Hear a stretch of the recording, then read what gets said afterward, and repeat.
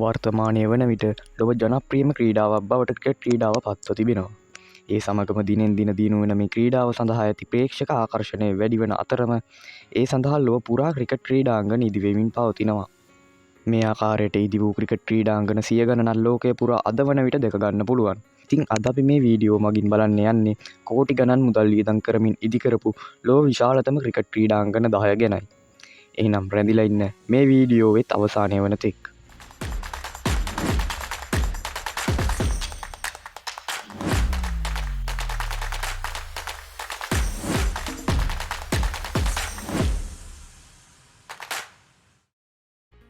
අංක 10 Sydney cricket ක්‍රීඩාංගණය. ඕස්ට්‍රේලියාවේ Sydney නගරයේ පිහිටා ඇති මෙම පැරණි ක්‍රිකට් ක්‍රීඩාංගණය මුල්වරට ආරම්භ වූයේ 1811 තරම් ඉතා ඈත අවධියකයි.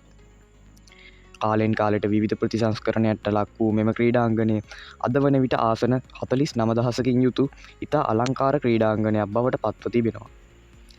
ටෙස්ට්, එක්දින සහ 20/20 යන සියලු තරඟ රටාවන් ක්‍රීඩා කරන මේ ක්‍රිකට් ක්‍රීඩාංගණය ඉදිකිරීම සඳහා එවකට ඇමරිකානු ඩොලර් මිලියන 1.2ක මුදලක් වැය වී තිබෙනවා. ක්‍රිකට් වාර්තා රසකට හිමිකම් කියන මේ ක්‍රිකට් ක්‍රීඩාංගණය 2015 එක්දින ක්‍රිකට් ලෝක කුසලානය, 2022 ක්‍රිකට් ලෝක කුසලානය ඇතුළු ලෝක කුසලාන රැසක් සඳහා භාවිතා කර තිබෙනවා. අංක 9 ඩොක්ලන්ඩ් ක්‍රිකට් ක්‍රීඩාංගණය. ඕස්ට්‍රේලියාවේ මෙල්බන් නුවර පිහිටා ඇති මේ ක්‍රිකට් ක්‍රීඩාංගණය මාවල් ක්‍රිකට් ක්‍රීඩාංගණය නමින් හඳුන්වනු ලබනවා.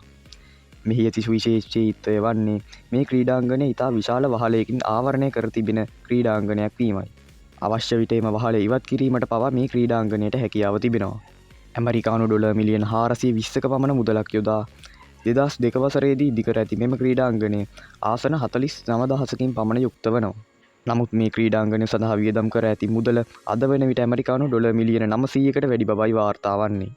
ක්‍රිකට් මෙන්ම රගර්, පාපන්දු වැනි ක්‍රීඩා සඳහාද භාවිතා කරන මේ ක්‍රීඩාංගණයේ තරඟ පැවැත්වීමේදී වර්ෂාව කිසි විටකත් බාධාවක් වන්නේ නැහැ. ජාත්‍යන්තර ක්‍රිකට් තරඟයේ තරම් ප්‍රමාණයක් මේ ක්‍රීඩාංගණයේ ක්‍රීඩා කර නොතිබුණත් බිග් බෑෂ් ලීගයේ තරඟ සෑම වසරකම පාහේ මේ ක්‍රීඩාංගණයේ ක්‍රීඩා කරනු ලබනවා. අංක 8 ලක්නව් ක්‍රිකට් ක්‍රීඩාංගණය. ඉන්දියාවේ ලක්නව් නගරයේ පිහිටා ඇති මේ ක්‍රීඩාංගණය ඉන්දියාවේ 10 වන අගමැති වූ අටල් බිහාරි වත්පායිගේ නමින් නම් කර තිබෙනවා.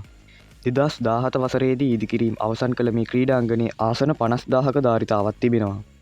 ඉන්දිය රුපියල් කෝටි 470ක මුදලක් වැය කරමින් ඉදිකරපු මේ ක්‍රීඩාංගණය IPL තරඟාවලියේදී ලක්නව් සුපර් ජයන්ට්ස් කණ්ඩායමේ ක්‍රීඩාංගණය ලෙස භාවිතා කරනවා. එක්දින හා 20/20 තරඟ ක්‍රීඩා කිරීමට මේ ක්‍රීඩාංගණය ඉන්දියාව විසින් යොදා ගන්නා අතර නවීන පන්නේ ක්‍රීඩාංගණයක් වන මෙය 2023 ලෝක කුසලානය සඳහාද භාවිතා කරනු ලැබුවා. අංක 7 ග්‍රීන්ෆීල්ඩ් ක්‍රීඩාංගණය. ඉන්දියාවේ කේරළ ප්‍රාන්තයේ තිරුවන්තපුරම් නගරයේ පිහිටා ඇති මෙම ක්‍රිකට් ක්‍රීඩාංගණය 2015 වසරේ විවෘත කෙරුණා. ආසන 50,500කින් සමන්විත මෙම ක්‍රීඩාංගණය ඉදිකිරීම සඳහා ඇමරිකානු ඩොලර් මිලියන 47ක පමණ මුදලක් වැය කර තිබෙනවා. 20/20 හා එක්දින තරඟ ක්‍රීඩා කිරීමට යොදා ගන්නා මේ ක්‍රීඩාංගණයේ අද වනතුරු IPL තරඟයක් ක්‍රීඩා කර නැහැ. වාර්තා වන ආකාරයට එතරම් ජාත්‍යන්තර තරඟ ප්‍රමාණයක් මේ ක්‍රීඩාංගණයේ ක්‍රීඩා කර නැහැ. අංක 6 ඇඩ්ලෙයිඩ් ක්‍රිකට් ක්‍රීඩාංගණය. ඕස්ට්‍රේලියාවේ ඇඩ්ලෙයිඩ් නගරයේ පිහිටා තිබෙන අලංකාර ක්‍රීඩාංගණයක් වන ඇඩ්ලෙයිඩ් ඕවල් ක්‍රීඩාංගණය ආසන 53,000කින් සමන්විත වනවා. 1871 වසරේදී කළ මේ ක්‍රීඩාංගණය වර්තමානය වන විට විවිධ ප්‍රතිසංස්කරණයන්ට ලක්ව ඉතා දියුණු මට්ටමකට පත්ව තිබෙනවා.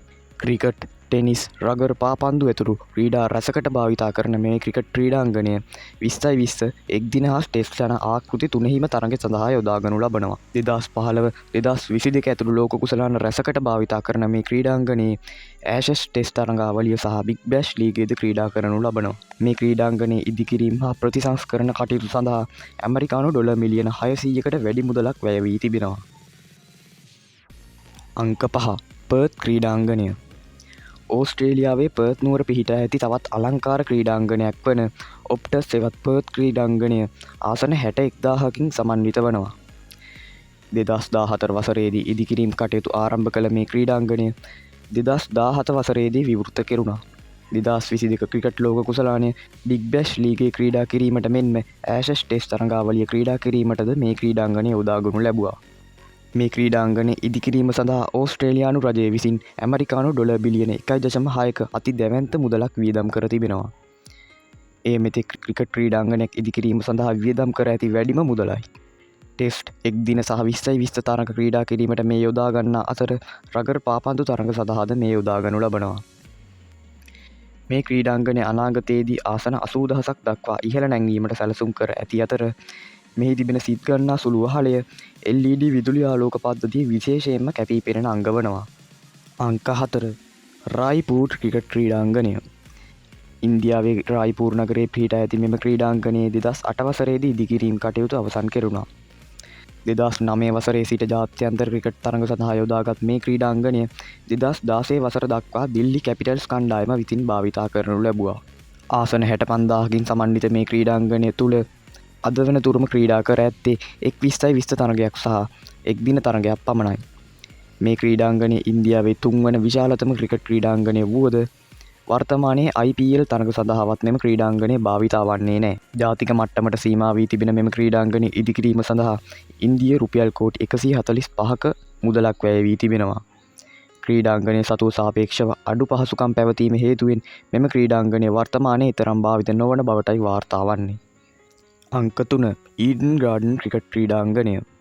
ඉන්දියාවේ කොල්කටා නගරයේ පිහිටා තිබෙන මේ ක්‍රීඩාංගනය ඉන්දියාවේ පැරණිතම ක්‍රිකට් ක්‍රීඩාංගනයක් ලෙස හඳුන්වනු ලබනවා.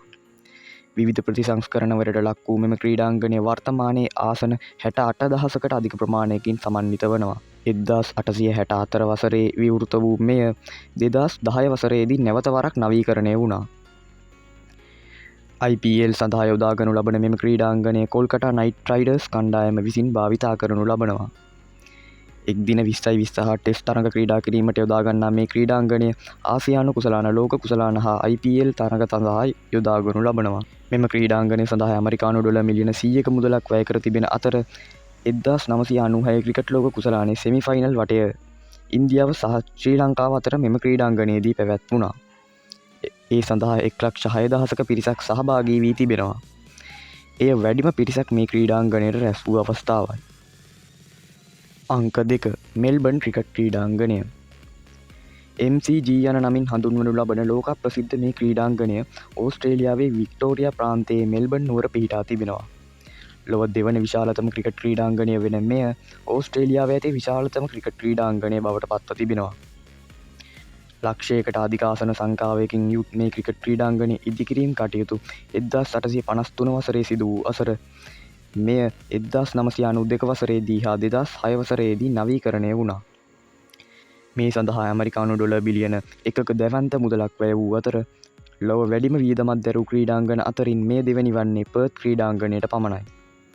1992, 2015 සහ 2022 ක්‍රිකට් ලෝක කුසලාන අවසන් මහා තරගය පැවැත් වූ මේ ක්‍රීඩාංගනය තුළ අද වන විට ටෙස්ට් එක් දින සහ 20 යන සියලු ක්‍රිකට් තරග රටාවන් ක්‍රීඩා කරනු ලබනවා.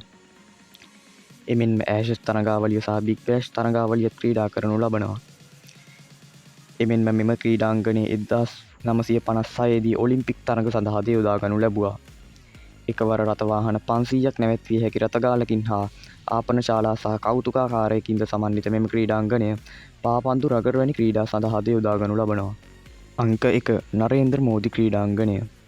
ඉන්දියාවේ ගුජරාට් ප්‍රාන්තයේ අහමදාබාද් නගරයේ පිහිටා ඇති මෙම ක්‍රීඩාංගනය ලොව විශාලතම ක්‍රිකට් ක්‍රීඩාංගනය ලෙසට නම් දරා තිබෙනවා. ඉන්දියා අගමැති නරේන්ද්‍ර මෝදිගේ ප්‍රධානත්වයෙන් 2016 වසරේදී ඉදි කළ මෙම ක්‍රීඩාංගනය 2020 වසරේදී විවෘත කෙරුණා. ඇමරිකානු ඩොලර් මිලියන 100ක මුදලක් වැය කරමින් ඉදිකර මේ ක්‍රීඩාංගනය තුළ ආසන 1,32,000ක් පවතින අතර ටෙස්ට් එක් දින සහ 20 යන සියලු තරග රටාවන් ක්‍රීඩා කිරීම සඳහා මේ යොදාගනු ලබනවා. මෙම ක්‍රීඩාංගනයේදී 2023 ක්‍රිකට් ලෝක කුසලාන අවසන් මහා තරගය පැවති අතර 2022 සහ 2023 IPL අවසන් මහා තරගයේද පැවැත්වුණා. IPL තරගාවලියේදී මෙම ක්‍රීඩාංගනය ගුජරාට් ටයිටන්ස් කණ්ඩායම සතුව ඇති අතර 2024 වසරේදී සංගීත ප්‍රසංගයක් සඳහා මෙම ක්‍රීඩාංගනයට ප්‍රේක්ෂකයින් 1,12,000ක් පමණ පැමිණ තිබුණා.